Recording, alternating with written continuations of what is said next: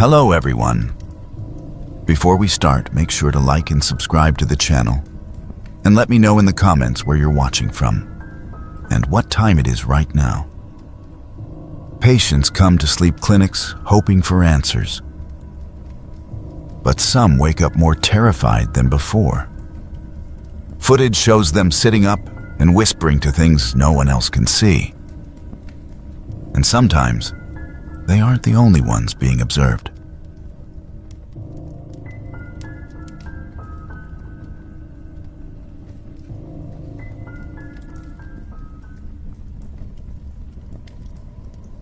I used to work the overnight shift at a mid-sized sleep clinic located just outside downtown Seattle. A place that specialized in everything from mild insomnia and chronic sleep apnea to more complicated neurological conditions involving REM disorders. And over the years, I had seen my fair share of patients experiencing strange, often disturbing symptoms that were always chalked up to stress, trauma, or neurological misfiring. Nothing I had witnessed up until that point, however, ever prepared me for the man who came through our doors in the winter of 2013. Someone who, on paper, was unremarkable in every possible way, yet who managed to leave behind something I still haven't been able to explain. He was 29 years old, soft-spoken and polite, with the kind of hesitant demeanor you'd expect from someone who had exhausted all other explanations and, as a last resort, had reluctantly agreed to be monitored overnight by strangers in a sterile, dimly lit room. According to his intake forms, he had no history of psychiatric illness, no substance use, no family history of cardiac problems, and no reported sleep disturbances before the previous year. Yet, he had been experiencing increasingly frequent episodes of what he described as total body paralysis, always occurring within the narrow window between 3 o'clock and 3:30 a.m., leaving him completely frozen in his bed, while an overwhelming sense of dread settled over him like a suffocating weight. He had described a presence, not a person, not even a shape, really, but rather the distinct sensation that something was positioned just above him, watching, not moving, just waiting. He never gave it a name, never claimed it spoke to him or touched him, but there was something in the quiet, almost embarrassed way he tried to explain it that made me pay closer attention than I usually would during standard pre-study interviews. We placed him in room 3, which was the most isolated of the 4 available study rooms, located at the end of the corridor where it remained undisturbed by street noise, fluorescent buzzing, or hallway traffic. That room was generally reserved for patients who needed a quieter setting to fall asleep. And it had always been my personal preference for cases that involved more anxious individuals or those especially sensitive to environmental distractions. The night progressed as expected for the first few hours, and I remember watching the monitors with a casual, almost detached interest as his body transitioned smoothly into REM sleep. There were no signs of apnea, no restless limb movement, no vocalizations or unusual respiratory patterns, and everything appeared within normal range through the first and second cycles. It was during the 3rd REM phase, just after 3 a.m., as I noted on the chart, that the data began to shift abruptly in a way I hadn't seen before. His heart rate spiked without warning, his brainwave activity surged in irregular bursts, and his breathing became rapid and shallow, all within a matter of seconds, before I could finish logging the event. He sat upright in bed with unnatural speed and stiffness, his back rod straight, his eyes wide open but completely unfocused. The kind of stare that tells you the person behind it isn't present in any meaningful way. He wasn't awake in the way a person normally wakes from a dream. He was somewhere else entirely. His body alert, but his mind still submerged in something unreachable and dark. Then he began to scream. It wasn't just noise or fragmented syllables the way some patients cry out during episodes of night terrors or hypnagogic hallucinations.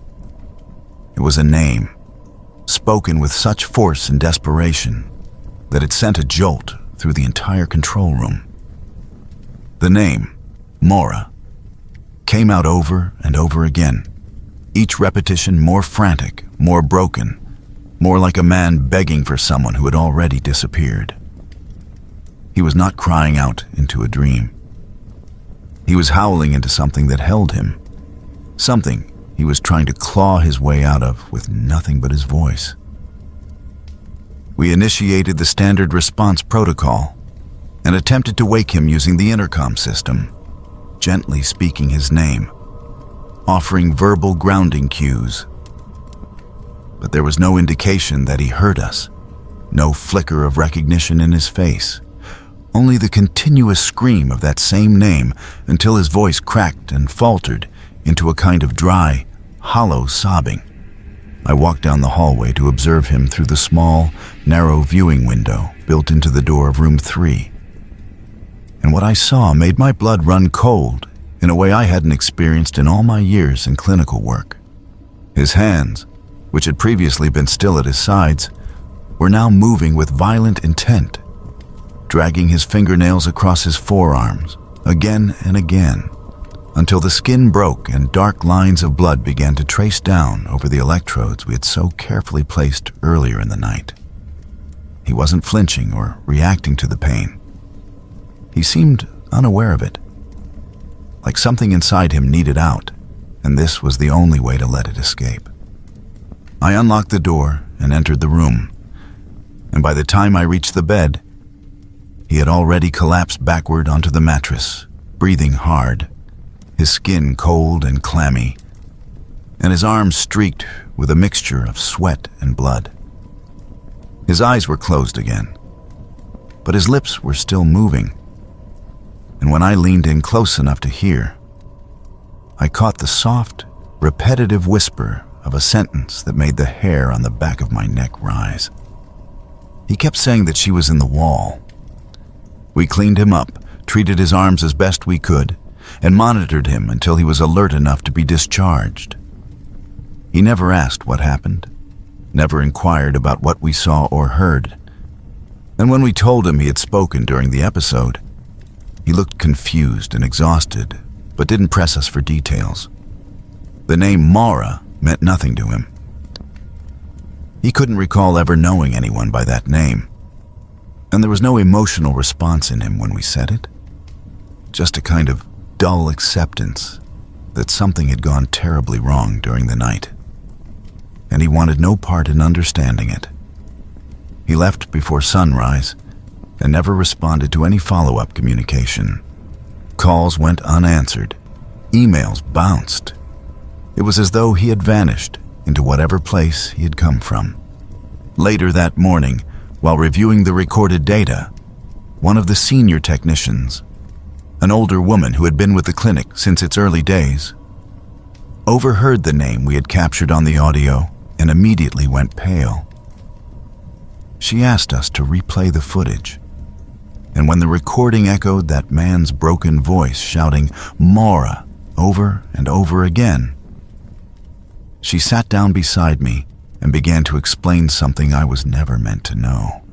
There had been a woman named Mora T., a patient who died in room 3 during a sleep study nearly a decade earlier. And although her official cause of death was listed as sudden cardiac arrest, her case file contained several disturbing notes recorded during her intake. She had described, in vivid detail, the belief that something lived in the ceiling above the bed, something she could never quite see but always sensed watching her the moment her body began to surrender to sleep. She, too, had experienced paralysis episodes centered around the 3 a.m. hour. And in one of her final written logs, taken just 2 nights before her death, she had written a single line that stayed with me longer than anything else I heard that day. It watches from above, and I think it's waiting for me to be still. Following the incident with the screaming patient, Room 3 was quietly sealed off. The official explanation was that it required remodeling, though no repairs were ever made and no workers were ever called in. A plastic sign was taped to the door, and the lights inside were turned off for good. Patients were no longer assigned to that part of the hallway, and staff avoided even mentioning the room unless they had to. It became a void, a space that simply no longer existed on paper, though we all knew exactly what had happened inside its walls. I remained at the clinic for 6 more months, trying to carry on with the work I had always done. But I could never quite silence the memory of that man's voice, or the image of his bloodied arms trembling beneath the monitors, or the quiet terror in the face of the technician who had recognized the name long before I ever did. There are things that happen in the quiet hours of the night, in sterile rooms lined with white walls and electrodes and beeping machines that no chart or clinical report can fully contain. Some things leave a mark you can't see, and some things, I've come to believe, are not meant to be explained. That room has never reopened. No one speaks of it, and no one asks. But sometimes, when I wake up at 3 a.m. for no reason at all, I find myself staring at the ceiling above my bed, trying not to wonder whether something is staring back. And even now, all these years later, I never say that name out loud, not even once.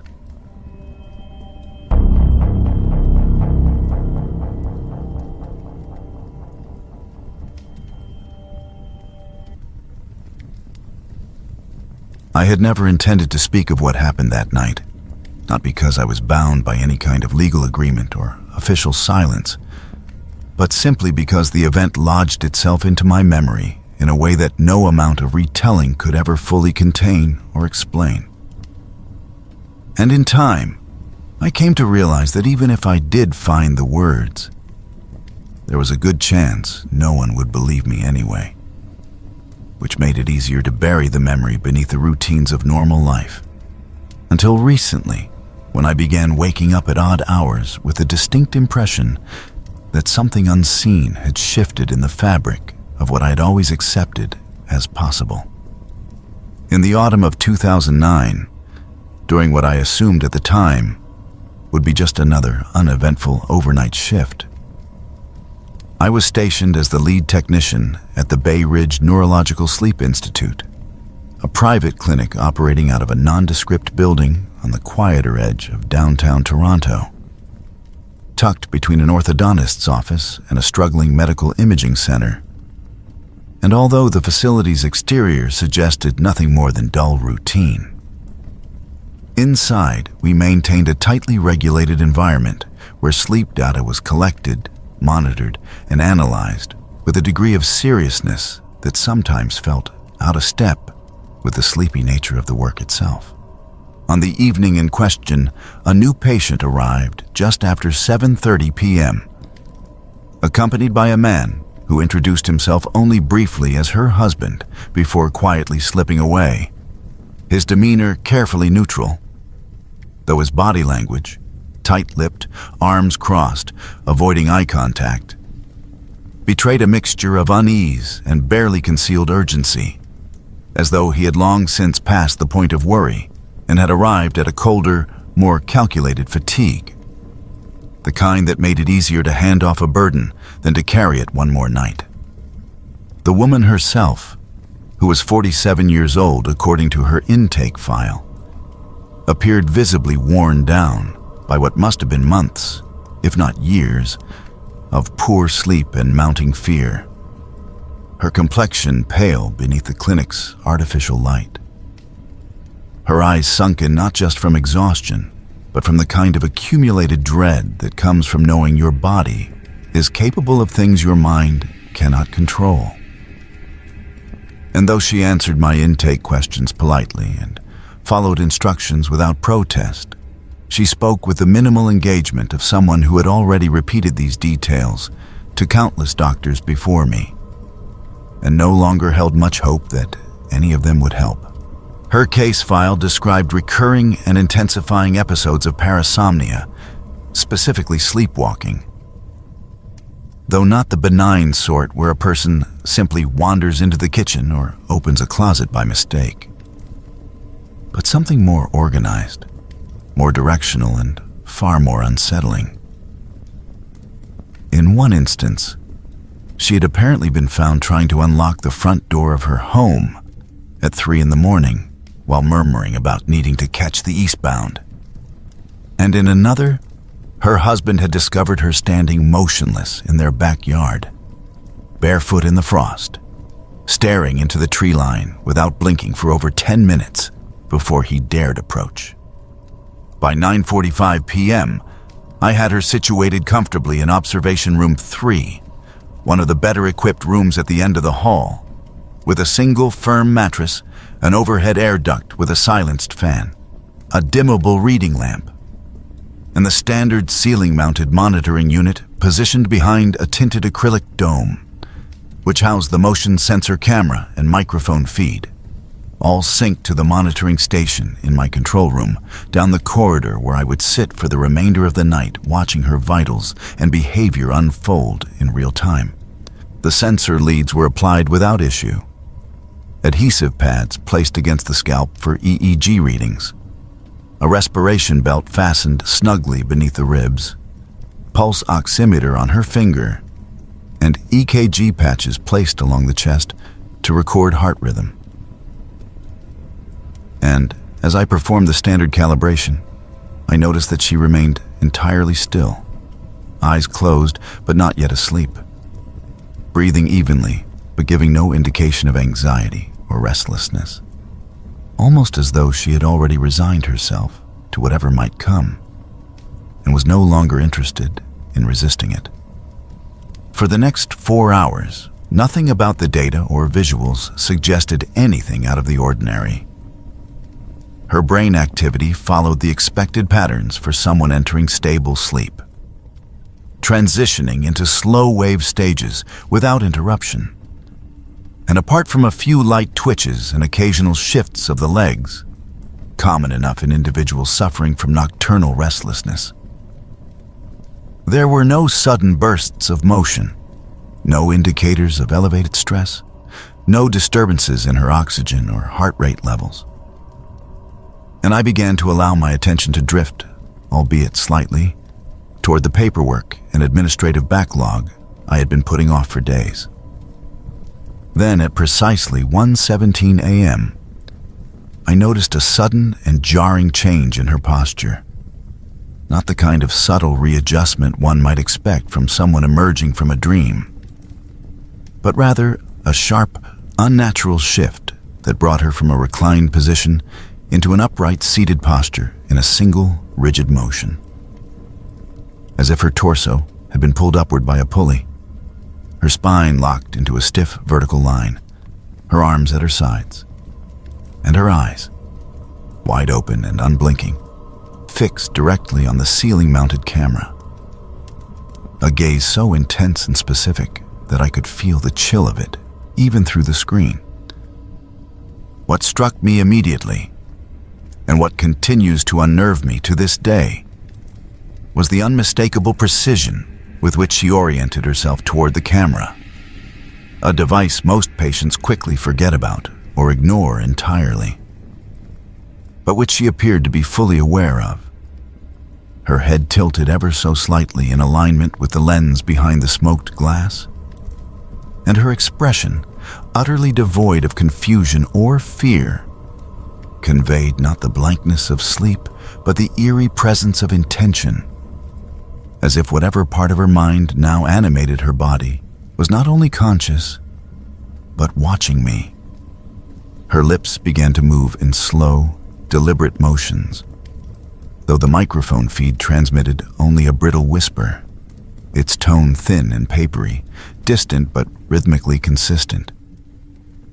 And while I strained to make sense of the sound, it quickly became apparent that the words or sounds she was producing did not conform to any recognizable language or even phonetic structure I was familiar with. They seemed to loop and fold back on themselves, forming a low chant that felt mechanical and ancient at once, carrying a cadence that tugged at some primal part of me with a vague, immediate wrongness. Before I could even reach for the volume control to amplify the feed, the screen flickered, not in the typical digital sense where a lag or buffer might cause a delay, but rather in the manner of an edited recording, a clean jump that lasted exactly 11 seconds, during which time the timestamp on the feed advanced smoothly without interruption. And when the image stabilized, the bed was empty, the sheets slightly disturbed but still intact, the biometric legs hanging limply across the floor, as if they had been removed in a single fluid motion. And most disturbingly, the door remained sealed from the outside, exactly as I had left it. Panic, though not the cinematic kind, began to settle over me like cold fog as I stood and summoned Marla, the attending nurse for that shift. And together, we made our way to room 3, unlocking the door with the master keycard, half expecting to find her crouched beneath the bed or pressed into a corner. But the room offered nothing but a silence so complete it seemed artificial. The sort of stillness that made your ears feel stuffed, as though something had passed through and left the air hollow behind it. We searched the room thoroughly, then expanded our sweep to the hallway, the restrooms, the storage closets, the staff kitchen, the stairwell, and eventually the entire floor, including a maintenance tunnel that hadn't been opened in months. But not a single trace of her was found. No footprints, no drag marks, no trail of disturbed equipment or hair or fabric. And despite the fact that the entire facility was equipped with motion-triggered security cameras at every exit and choke point, there was no footage of her ever leaving the room, let alone the building.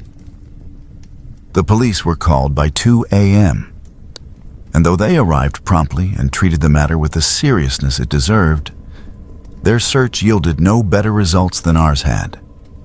And after several hours of reviewing footage, taking statements, scanning access logs, and performing a full thermal sweep of the building, they concluded that the patient had somehow vanished from within a locked room in a windowless facility monitored continuously by multiple systems that had shown no evidence of failure, breach, or tampering. What followed was the final blow to any hope I had of making sense of the situation.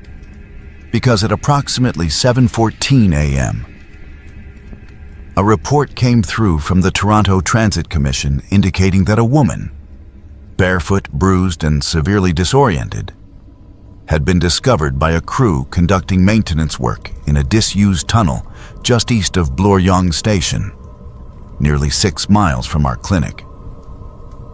And upon identification, it was confirmed to be the same patient who had disappeared earlier that night, though she exhibited no memory of how she had arrived there, no awareness of having left the room, and spoke only in fragmented whispers of light and movement before succumbing to exhaustion.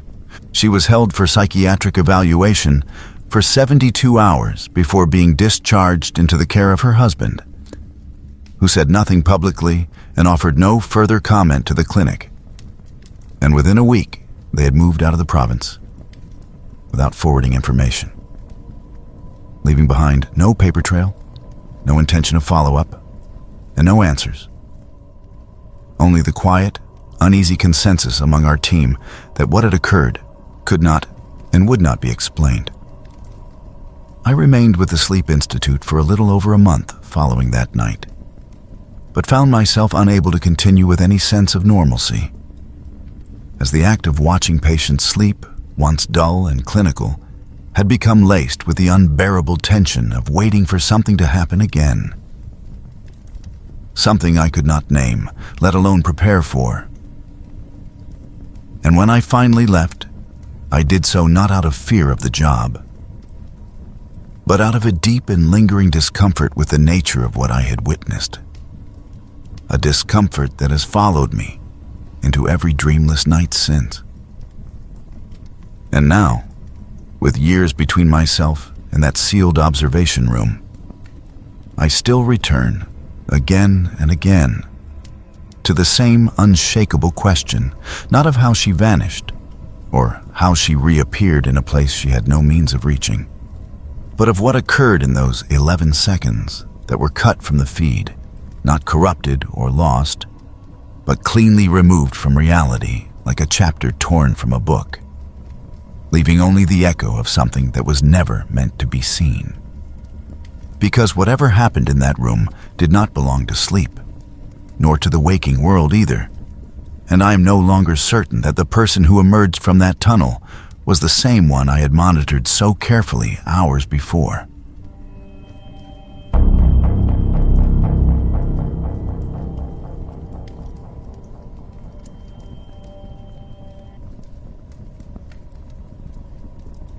Back in 2013, I was working overnight shifts at a small, privately run sleep clinic located just outside the city limits of Raleigh, North Carolina, in a modest brick building tucked behind a quiet strip of professional offices that shut down entirely after 6 p.m., leaving the entire complex almost eerily deserted by the time the sun went down. The clinic itself was a repurposed medical suite. Old linoleum floors, yellowing ceiling tiles, and long fluorescent lights that buzzed faintly overhead. And it consisted of 3 patient rooms, a tiny kitchen no one used, and a cramped observation room where I spent the bulk of my shifts monitoring screens, logging data, and staying awake while strangers tried to sleep. I had taken the job a few months earlier after leaving a hospital position that had worn me down, both emotionally and physically. And this one appealed to me precisely because of its quiet nature. There were no emergencies, no trauma cases, no ringing phones or rushing doctors, just a dark hallway, a series of grainy video feeds, and the soft hum of machines recording brain activity while patients slept behind closed doors. Most nights were entirely uneventful, and I usually sat alone for hours, sipping stale coffee and reviewing loops of EEG readings, while occasionally glancing up at the monitor banks to make sure everyone was still breathing peacefully. On that particular night, only 2 of our 3 rooms were scheduled for use. One patient, a middle-aged man with a long history of apnea, had been placed in room 1, while the other, a younger woman dealing with possible parasomnia, had been assigned to room 3. Room 2, which sat between the other 2, remained unoccupied for the night. And as part of my routine setup, I had confirmed during the evening walkthrough that the bed was still neatly made with clean linens, the EEG equipment had been shut off and stored properly, and the ceiling-mounted camera in that room was still operational and recording, even though there was no patient assigned to it.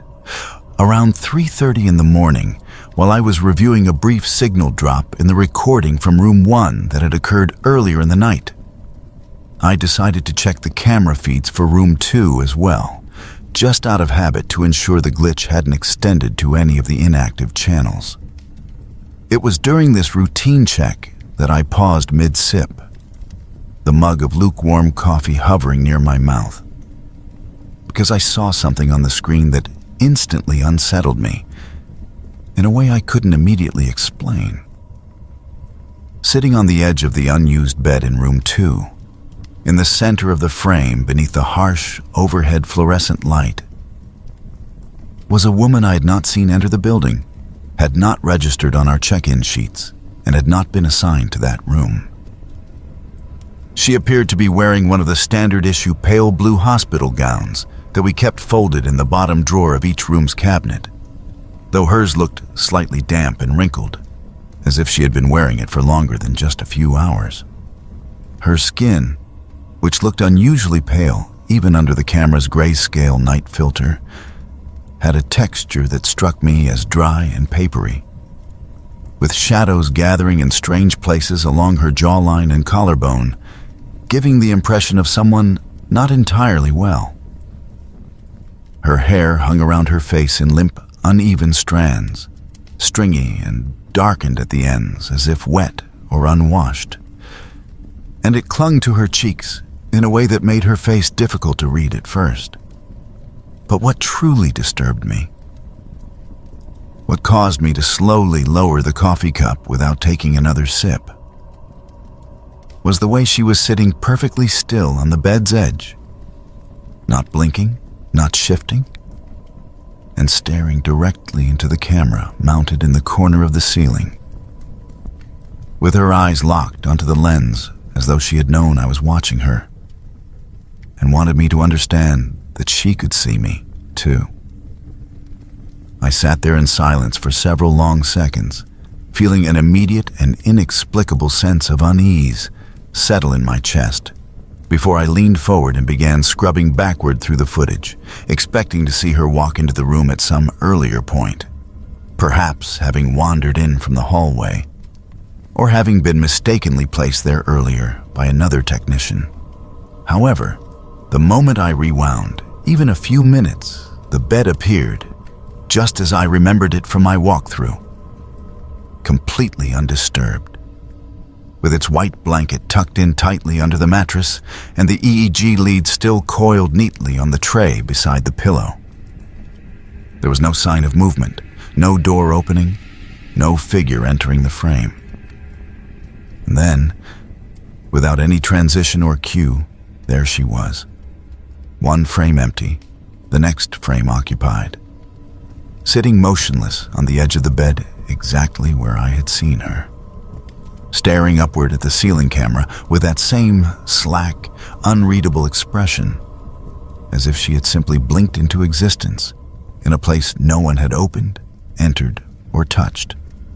I stared at the monitor, waiting for her to move, to blink, to adjust the way her hands rested loosely on her knees, but she remained unnaturally still, like a photograph imposed on a moving image. And the longer I watched, the more convinced I became that this wasn't some glitch or overlapping footage. Something was wrong. Something had entered a room that was supposed to be locked and empty, and it had done so without triggering any of our equipment.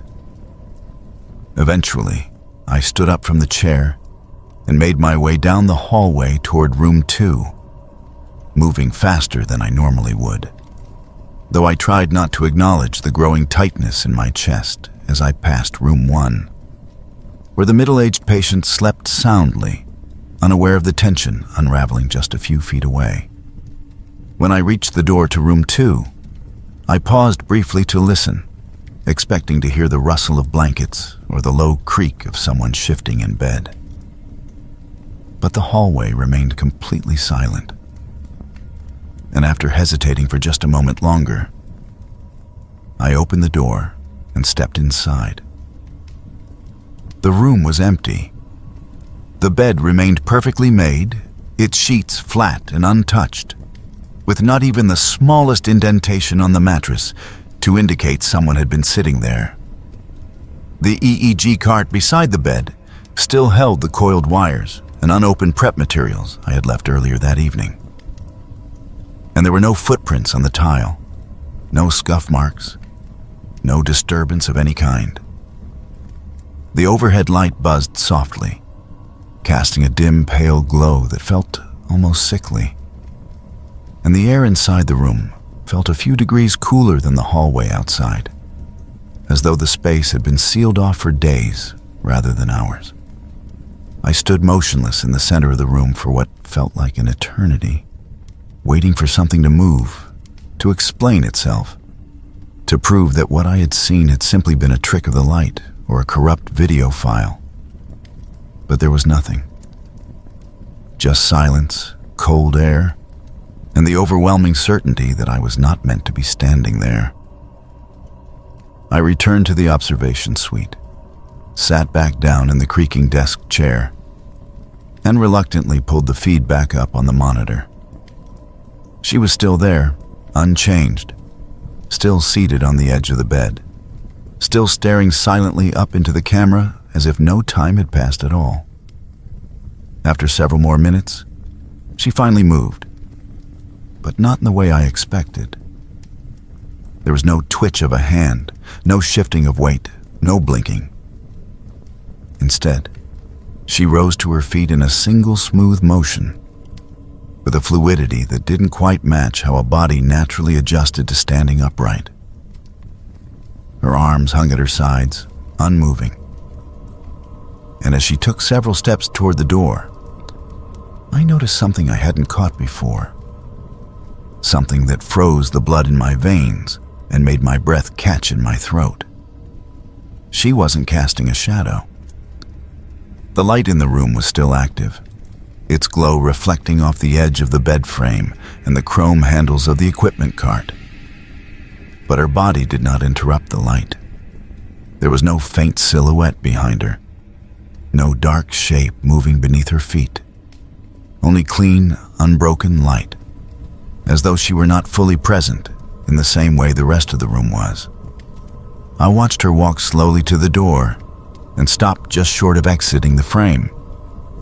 Her body still facing forward, her arms still slack, and then the footage ended. The next morning, after both patients had checked out and the building had returned to its usual state of sleepy emptiness, I brought the footage to the clinic director.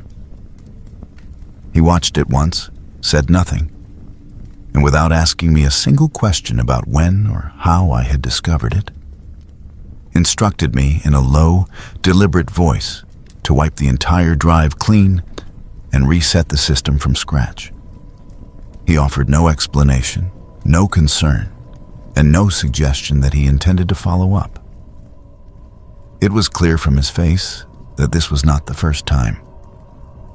Something unusual had happened in that building. And perhaps not the first time someone had seen her. Over the next few weeks, several of the technicians who had caught even a glimpse of the footage, myself included, began experiencing vivid, recurring dreams that all shared the same detail. The presence of a pale, motionless woman standing silently at the foot of the bed, watching without blinking, never speaking, never moving, simply waiting. One technician confided in me that he had woken up multiple times with the sensation of weight pressing against his chest, unable to breathe or cry out. While another described waking in the middle of the night to find her apartment's front door standing wide open, though nothing had been taken and no one was seen entering or leaving. As for me, I stopped sleeping properly for months. Even when I managed to rest, I often found myself jolting awake at the exact same time. Each night, convinced that someone was standing in the corner of my room, just out of reach, staring. I never saw her again. Not on the monitors, not in person, but her image stayed with me, burned into the backs of my eyelids, waiting each night behind the curtain of sleep. I have never been able to explain what I saw in that room, nor have I tried to convince others of it. But I remember her face, and I remember her eyes. And to this day, I still sleep with my bedroom door closed and the end of my bed pressed against the wall, because I have never been fully convinced that she left.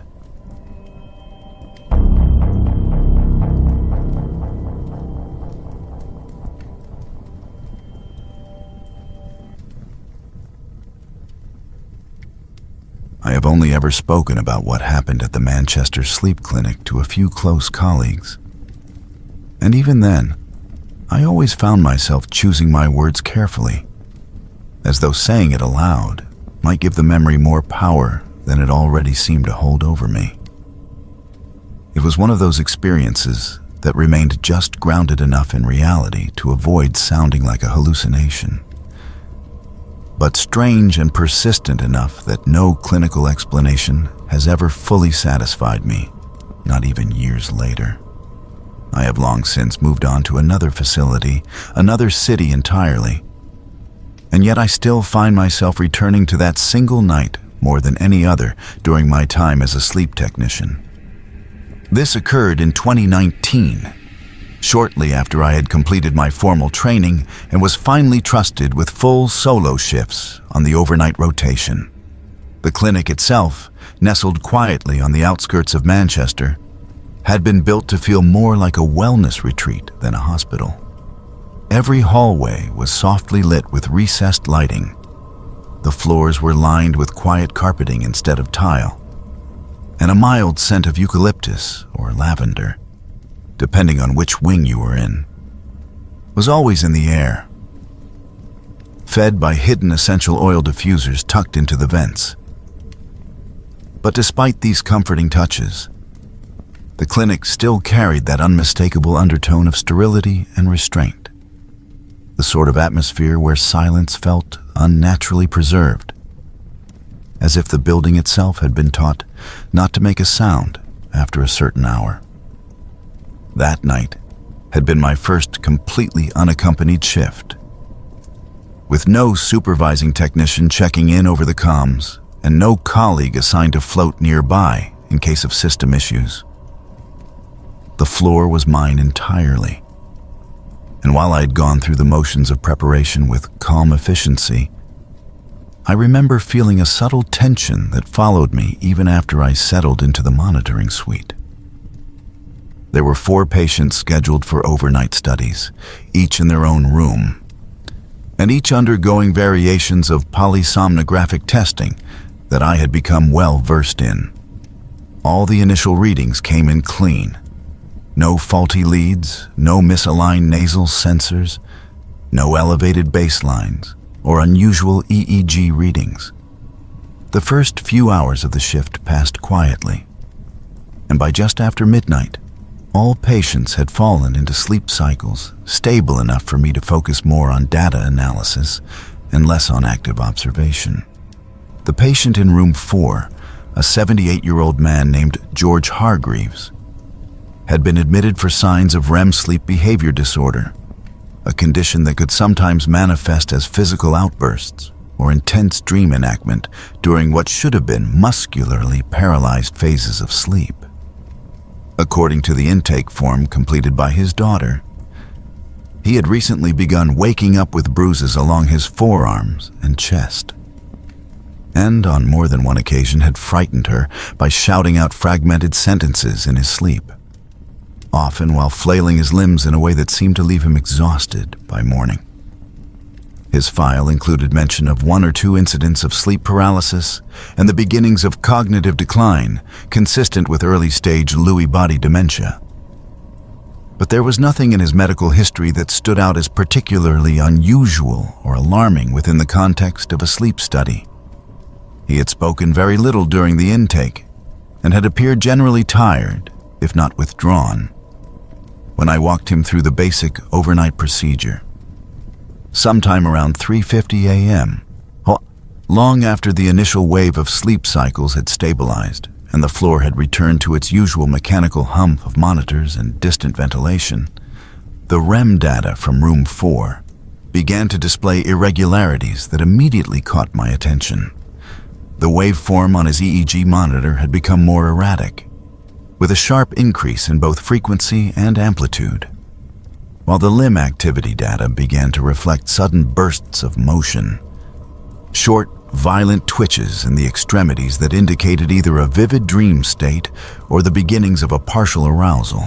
I leaned in slightly and brought up the real-time infrared camera feed, which displayed the interior of room 4 in that familiar monochrome glow. George was clearly agitated beneath the blanket, his arms shifting and jaw tightening intermittently, and his eyes, though closed, were showing continuous rapid movement beneath the lids, a telltale sign of intense dream activity. As I adjusted the feed's brightness and contrast, a minor manual tweak I had done dozens of times to reduce glare from reflective surfaces, I noticed something that immediately pulled my breath short and made me sit up straighter in my chair. In the far left corner of the room, just behind the sheer curtain that separated the bed from the wall-mounted sink and small cabinet, a figure was standing. At first, I struggled to define what I was seeing, because the shape blended into the darker gradient of the corner itself. But once I registered the distinct outline of shoulders and a head, taller than the patient, proportioned like an adult, I realized that it was unmistakably the silhouette of a person. My first instinct, born from years of methodical training, was to assume that a nurse had entered the room without properly logging the visit, something that wasn't entirely unheard of during busy nights. However, as I continued watching the feed, it became clear that the figure wasn't behaving like anyone I had ever seen on staff. It wasn't interacting with any equipment or checking the patient's vitals. It wasn't adjusting his blanket or checking a clipboard. Instead, it remained completely motionless, turned slightly away from the bed, standing half concealed behind the curtain as though it were not meant to be seen at all. I double-checked the door activity log for room 4, which recorded all entries and exits via the automated system.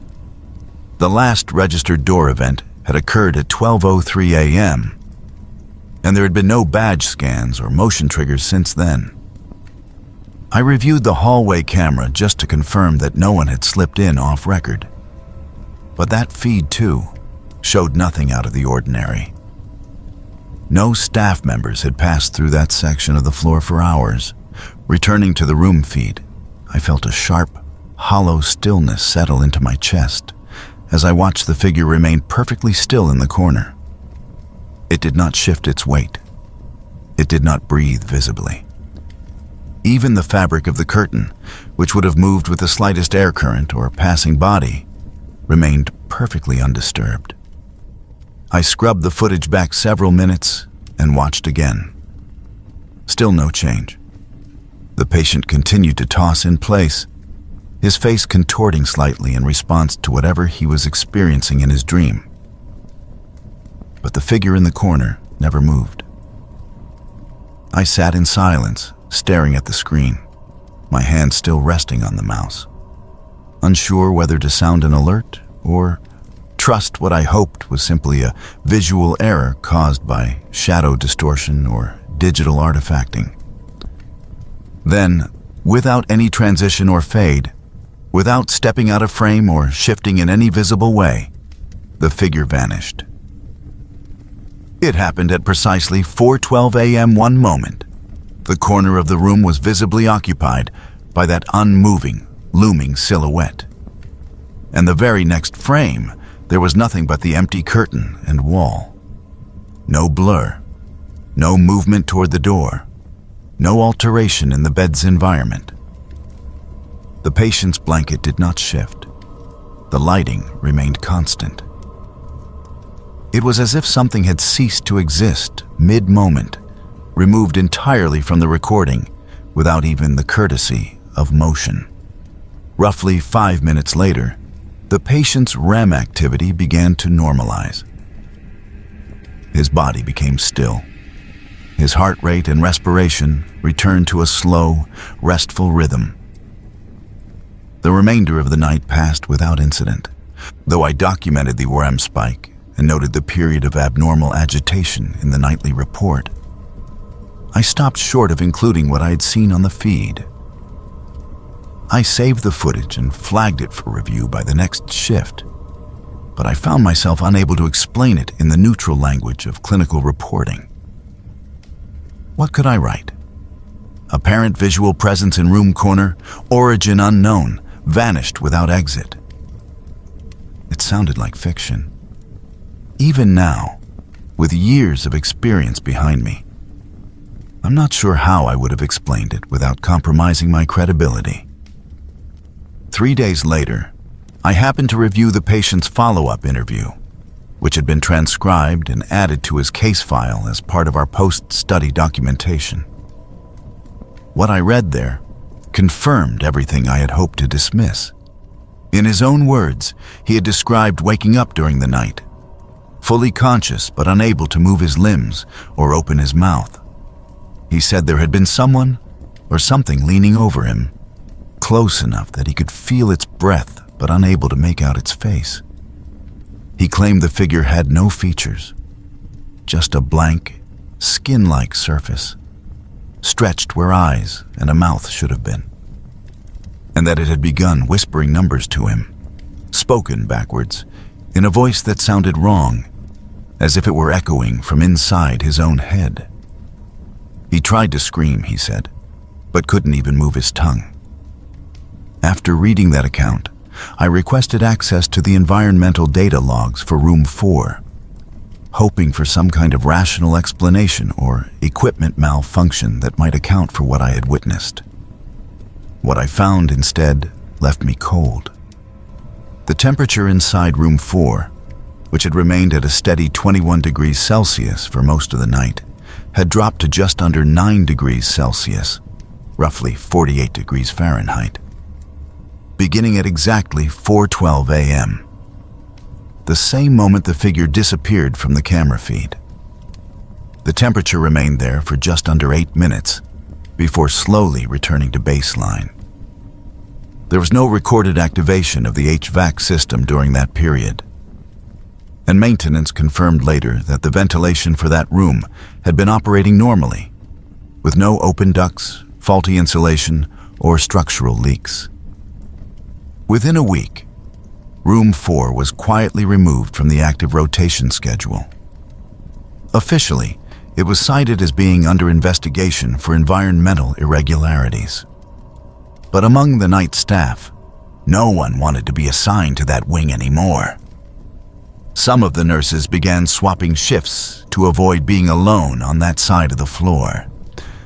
Others claimed the room had always felt off, even during routine cleanings. As for the camera footage, it eventually disappeared from the internal archive.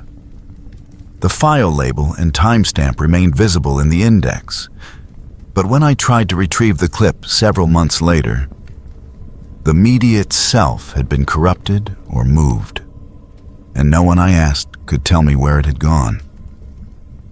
I never worked in that room again. And though I finished out my term at the clinic and left on good terms, I never once requested a final review of the case.